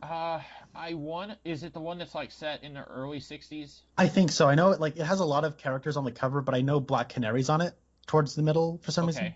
I haven't read that either, and I was assuming that would be collected in the Absolute. I'm kind of surprised it's not. Yeah, I'm surprised too. I don't know if it's like New Frontier Justice League Files or like JSA Files or something. Yeah, that I remember that coming out. I haven't read it. It's not collected in mine. If that's not, because I was assuming that was the extra 20 pages that you said that was in your Absolute. Do you know what the extra pages are in your book that are not in mine? Yeah, so when like Flash gets struck by lightning? Yeah. There's just like those 3 panels where he is like lightning comes down and then flashes him. And then like it's him getting struck by lightning, and then there's like the Sputnik, and then it's I think Eisenhower talking on the TV. Yeah. And then the next page is like him running down a road and then stopping, and like his shoes are like melting, and he's like got his feet in a pond, and he's like eating an apple while he's reading a Flash comic book. Okay. So like I'm gonna say, from what it sounds like, those didn't have to be put back in the book. Maybe, like, it sounds like that's just extra fluff that maybe an editor said, like, hey, this doesn't really add anything. And then later when he did the Absolute, it was, and I don't know if the Absolute was done after he died or not, but maybe it's like, hey, since people will buy it, let's go ahead and put in some extra pages here to kind of entice them. But it doesn't sound like those really add much to the story. I don't know if I call it fluff, but it's unnecessary details that I'm cool with having personally. Yeah, a lot of it is just sort of like characters and their inner monologues. I found like I said, the tone of this film to be weird. For example, like that whole sequence where Hal and Ace, or not Ace, but Flagg are in the rocket together and they're going down. Carol turns to Faraday and like slaps him, and it's like I laughed out loud because it was like, you SOB, and then she slaps him. And then just like it was like a Hanna-Barbera cartoon or something. There's like this pause for like just like a couple beats too long, and then Faraday acted like he wasn't slapped, and then just like keeps talking over his like earpiece or something. And I was like, what was that? Like that was odd. And there's like a lot of little details like that where breaks in dialogue will take like a couple beats too long. Like the characters will like do these, and I feel like throughout the whole thing, like whenever characters make these big, large gestures, it's like really kind of cornball in like a retro way that feels very earnest, like I'm supposed to like it, as opposed to kind of being amused by its anachronism, like watching it now. You know what I mean? Like I don't know. Like I'm thinking like Wonder Woman going, keep fighting, fight till the end. Mm-hmm. And I'm like, is that supposed to be like me pumping my fists or something? Because I don't know. Like, I don't really know Wonder Woman. Like, there's doesn't feel like this big army is fighting another army, and like the animation is not doing any like crazy tricks or anything. It's just kind of, I think, not particularly interesting shot setups. I think there's obviously a lot of CG augmentation, especially when it comes to like rocket ships and airplanes, that I found to be like kind of odd to look at because they were moving much more fluidly than the stuff that was less CG enhanced. And I found the musical score to be like plug and play kind of like temp tracks. Like, yeah, this is kind of retro sounding, like dun dun dun dun dun dun. Just like, I thought the music was kind of generic. Like a lot of the elements of the presentation I found to be just kind of subpar personally, and I think that's kind of the biggest reason why I had trouble getting into it. A lot of individual details could have been fine, but when you put it all together, there's a lack of panache and polish to it that kind of makes it feel underwhelming. Mm-hmm. The Wonder Woman thing, well, I guess just the retro thing in general, do you think that's like the thing where she said, keep fighting? I think that scene is in the book, although the shot composition may be different than it was in the movie. But do you think like some of this where you said it feels retro and you're not sure how to feel, do you think that's because the book is trying to be, a callback to the 50s? It's not necessarily doing the socio-political thing like you said that 50s and 60s comics were, but it is a callback to that era. So do you think that's a situation where it was trying to do something and it missed, or you just weren't liking what it did?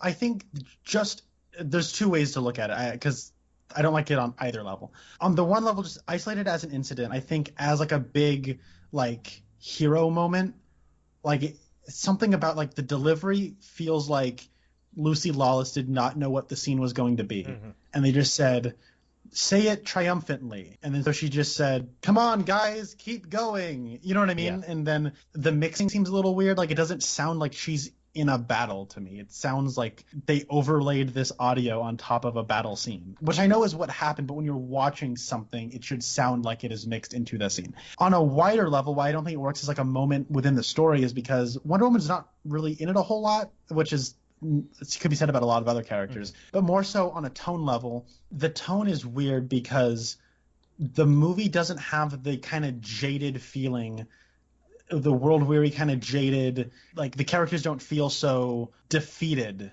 the whole time. Mm-hmm. There's sort of like this whole element of like everybody's got their issues that they're trying to deal with, and they're not really thinking about coming together and uniting very much because they're all too busy dealing with their own stuff. So like when you have everybody coming together at the end, and then you have like the big epic fight, and then one person's leading it, it's them overcoming, kind of getting over their personal problems and like losing their kind of jaded edge, and like all the cynicism has peeled off of this story by now. So it feels triumphant as a result. I don't really feel any of that sort of jaded cynicism throughout the entire movie till that point. That's fair. So it just kind of feels like characters are just kind of going through the motions of the plot without, like I said, I don't feel the story of like a journey where like when Hal finally takes flight as Green Lantern, it doesn't feel cathartic to me. With the book, you spend a lot more time with Hal in his head and also just scenes with him. And there's some stuff like in the book, after he gets the ring, he doesn't go back to Ferris. He just like is hanging out in a hotel, and I thought that was weird. But then like in the movie, he gets the ring and then goes back to Ferris, and then he goes to I feel like the pacing was a little better there, but also you're losing scenes, so it's not. You're right. It's not going to feel as triumphant when you're losing some of the build up to that. And then like in the book, like sorry, in the movie, like he gets the ring, and then he doesn't do anything with it till like the end. Mm-hmm. And it's like it almost feels like they're delaying that payoff so it could be more triumphant. But it's just kind of like, oh, I guess he got the Green Lantern ring now. Okay. And like even earlier on when it's like establishing his character, he's just like, it's like somebody just sort of says, yo, Hal, what do you want? He's like, I'm so glad you asked me this. So now I can tell the audience that I want to see the stars. Mm-hmm. I want to go up there and I want to see the stars. And it's like, oh, okay. I don't really see anything in his actions. Like you don't have a shot where he's looking up at the stars and you have like the music kind of going like, bum, bum. And like he's like looking up longingly and you feel the aching to get up there. You don't feel like there's no scene like that. It's just, this is what I want. Okay, next scene.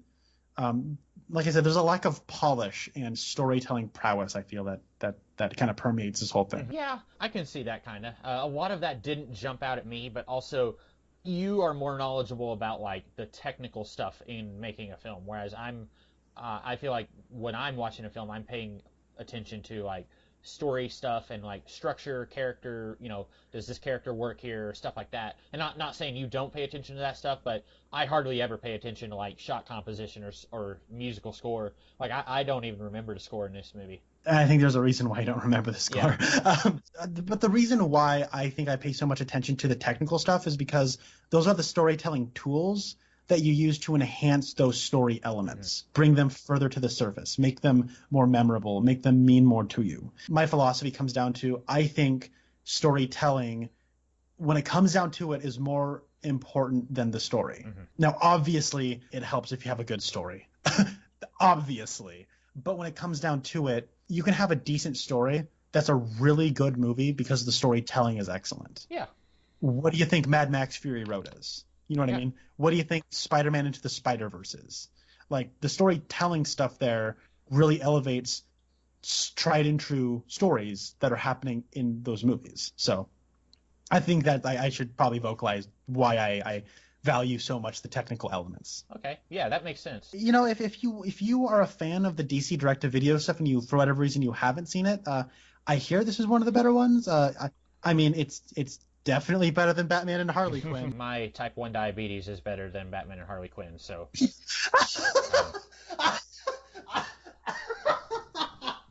I truly hated that movie.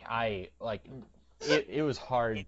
It was hard to watch. I am going to make a box quote out of that. I'm gonna take the poster of Batman and Harley Quinn, and I'm just gonna put your quote there. My type 1 diabetes is better than this movie. That's great. Wow. I'm glad you like that.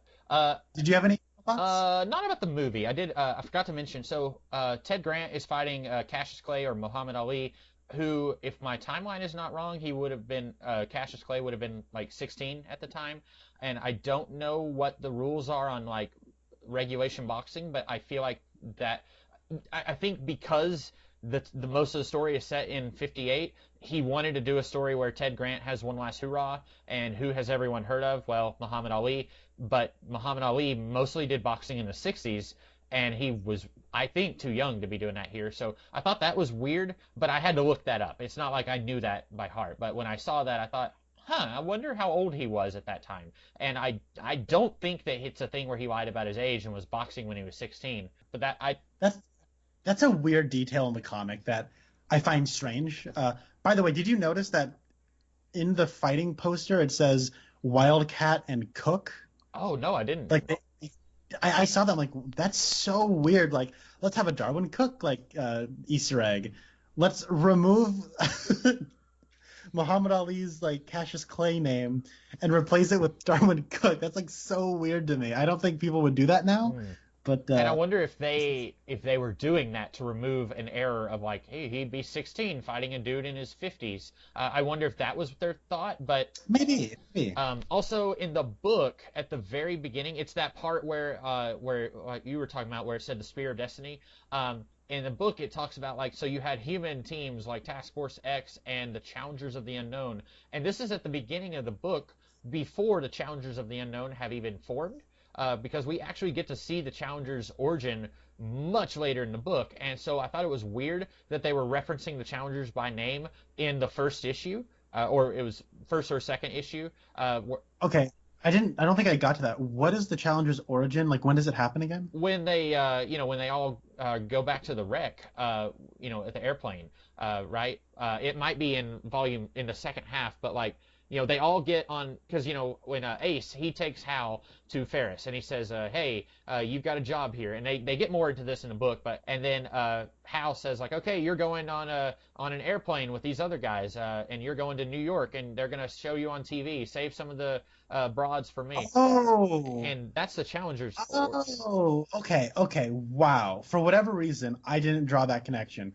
I thought that Red Ryder was having a nightmare about something that had happened like a while ago. Oh, okay, and that makes sense because there's this weird beatnik poetry with any Challenger scene where it's like, it's not this exactly, but it'll Yeah, say like, keep your hands off my stack. I'm all right, Jack. Like, rhyming stuff that I didn't understand it. I've never read the I challenges think of. that's Red. I think that's just Red's like inner monologue. Okay, and I thought that was weird, and so I can see why you would think that's a dream. But I think they were leading up to the challengers are about to be on a plane wreck, and then at that point, that's when they start doing stuff like. That does make a lot of sense. He says there's going to be 4 of us on this plane. Oh my goodness! Wow. Okay. And so like that whole like them coming together, like meeting Yeah. there, that struck me as like the gangs getting back together. Oh, okay. And see, And like we like once upon a time we were a team called the Challengers of the Unknown.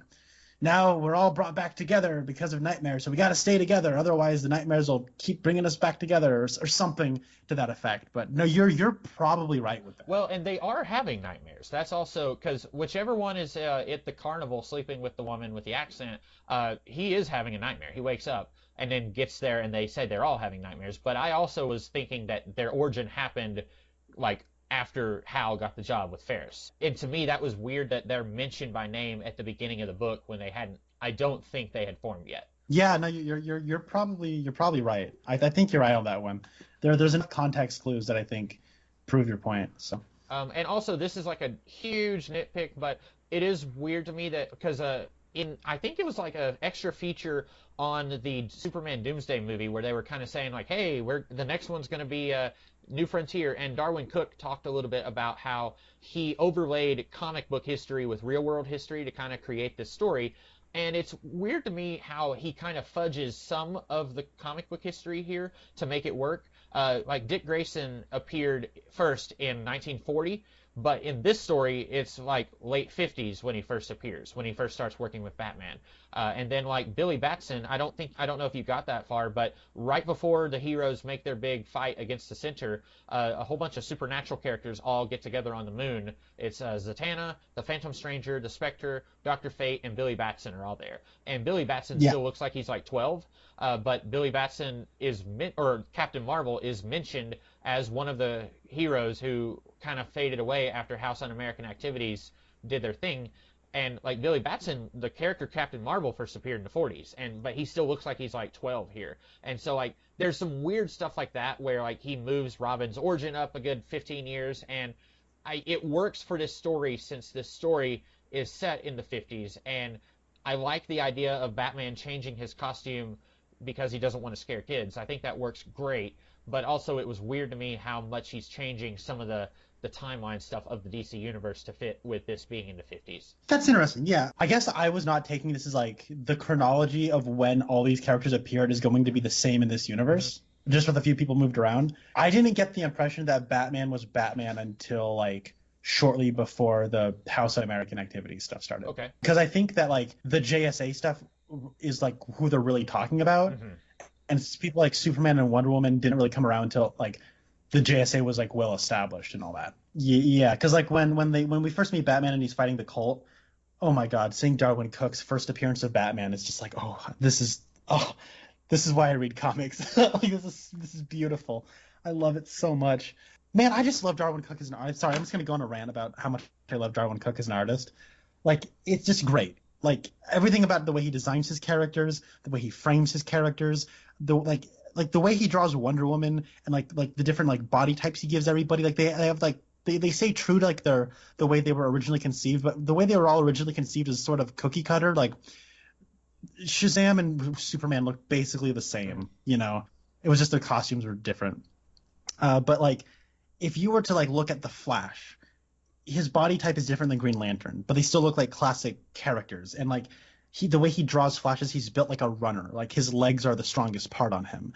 And like Green Lantern doesn't look like a bodybuilder the way that like Superman does. You know, like Superman is like full, frame, but he also still looks like what like a big tough guy from the 50s looked like. In the 50s, he didn't have like 8 packs with like roided out biceps. You know what I mean? Like they don't look like that. They look more like your Charles Atlas, and that's sort of like what Superman looks like. And like Batman's a lot leaner and he looks like a ninja, and like Wonder Woman is like very muscular, but she doesn't look like, she's roided out. But if you look at her, like Carol Ferris is very slim. and like Wonder Woman kind of has like this like butch athletic, very strong body type, and it's like I love the way he draws everything so much, and then his storytelling perspective, like the different like angles he chooses to draw things from. I love it so much. I love Darwin Cook.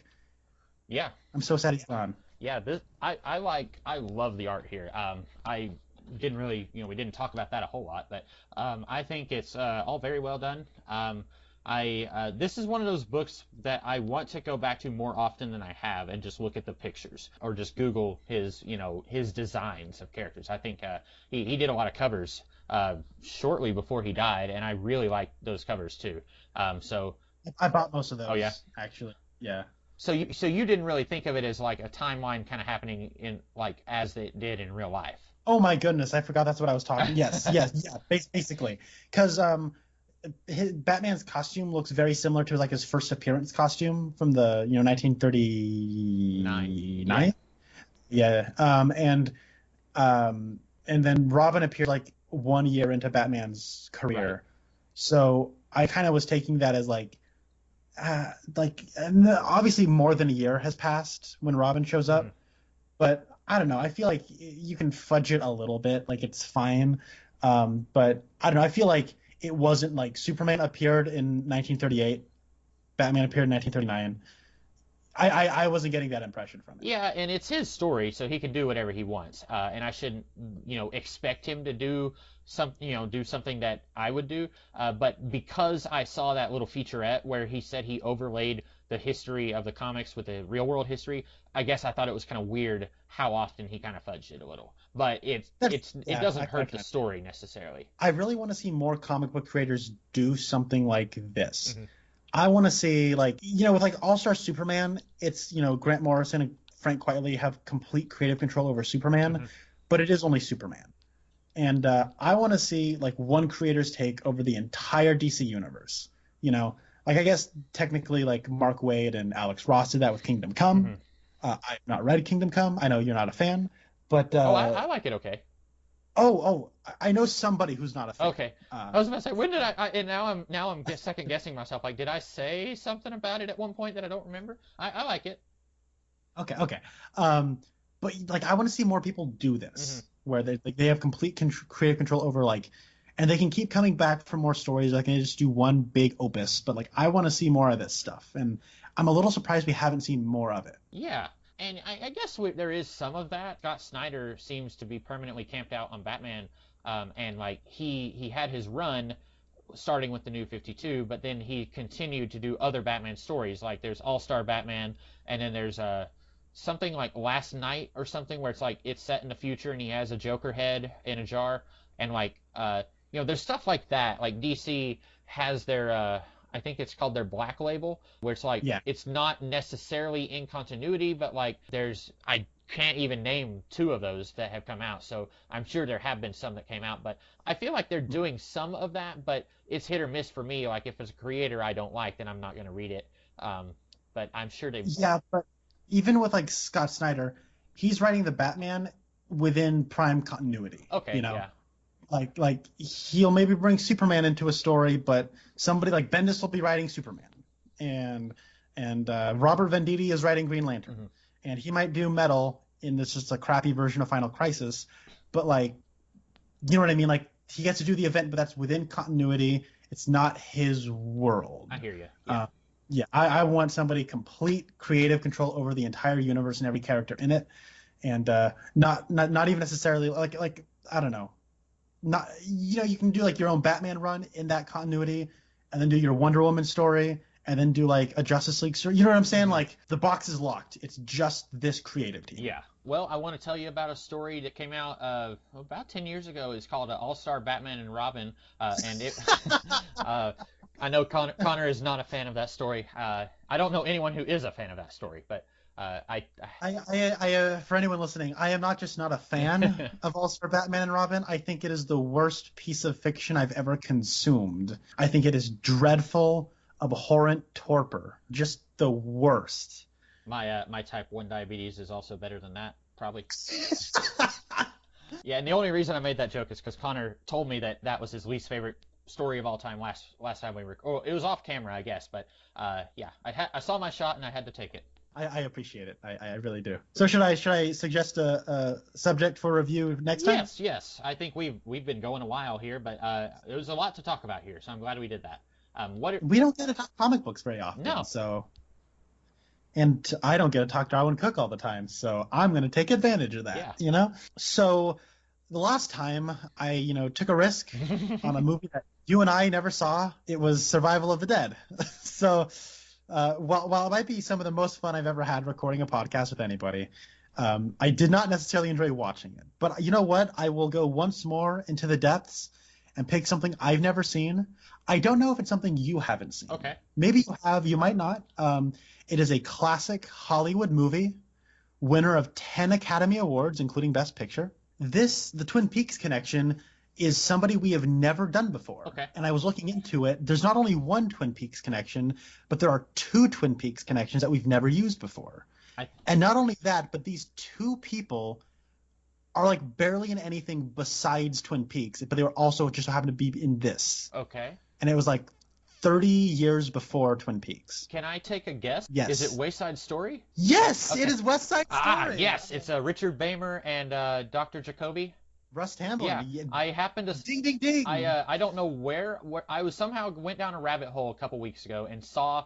No, it was on Twitter. There is a man who is occasionally on Red Letter Media, Canadian Jim. I follow him on Twitter, and he posted a screenshot of that, and it was the 2 of them.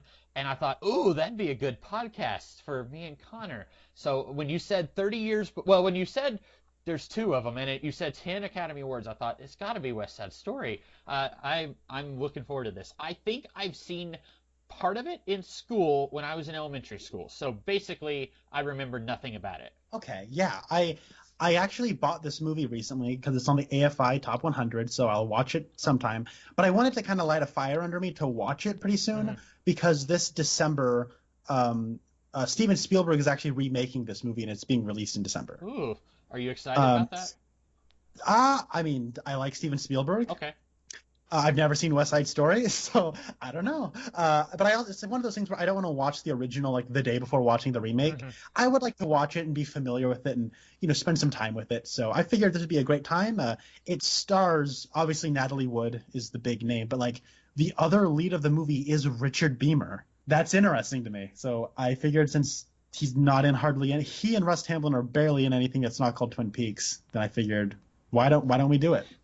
Yeah. I'm looking forward to it because we're both going to be coming in completely fresh, and I'm going to assume that we are going to like it more than Survival of the Dead. that it's at least going to be a better movie than Survival of the Dead anyway. I can't guarantee it'll be as fun to talk about as Survival of the Dead. There won't be any twist where there's a zombified twin and a non-zombified twin, and the zombie twin gets to ride a horse, and Kenneth Welch gets to shake his fist like he's Groundskeeper Willie. So, anyways, till then. I am the Comics Kid 2099. Oh, and I'm Connor Nielsen. And we will see you guys in the future. Bye.